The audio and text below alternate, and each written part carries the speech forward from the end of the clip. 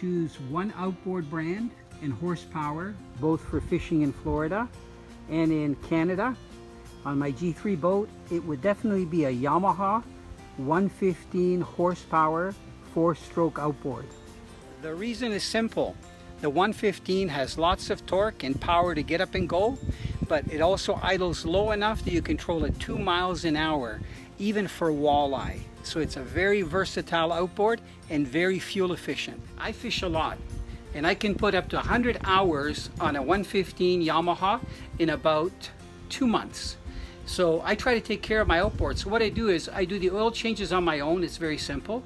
And I also do some very simple maintenance, especially if I'm fishing in shallow water like for bass or even pike, and there's a lot of detritus and stuff in the water that might go into my intake because I've gone into some shallow muddy stuff. I always blow out my engine. I run clean water when I'm done.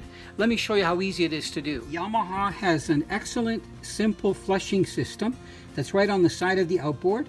You can see right here I can undo it, and I take my hose and I put it on full blast, and all I do is screw the nozzle to my hose, my garden hose, inside.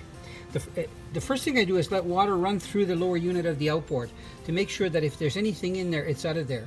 And I do that without running the outboard for about 2 or 3 minutes. Once water has gone through the engine, I actually start the engine, whether the outboard is on a trailer or like here in Florida on a lift. And I let the motor idle at first to let the water go through the lower unit and be sucked up. And then I give it a little bit of throttle in neutral. And I watch for the stream of water coming out the side. So once the stream of water comes out the side of the motor and it's clean and water is draining through the outboard for about another 2 minutes, I know that my lower unit is totally flushed out and it's going to be in good condition when I go back out on my next trip. On both my Canadian G3 and on my Pro Sport 2000 that I have here in Florida, I have hydraulic steering. And one thing that I do is regularly I actually spray with a very light oil the actual column where the steering goes through.